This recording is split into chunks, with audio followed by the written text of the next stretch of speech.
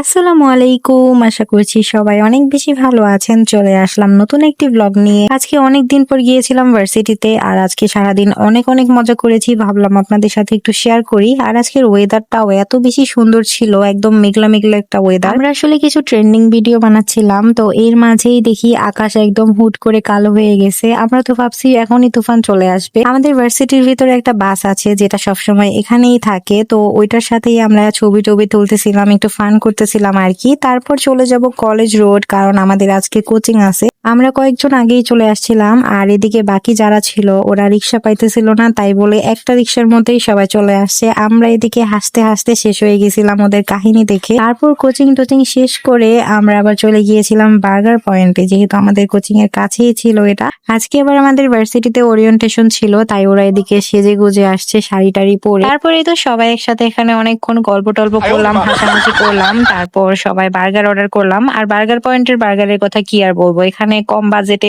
অনেক মজার মজার খাবার পাওয়া যায়। আমরা অর্ডার করেছিলাম রেগুলার চিকেন বার্গার, যেটা ওইটা। তো এটার টেস্ট অনেক বেশি ভালো, মানে এটার প্রাইস ছিল মাত্র 60 টাকা।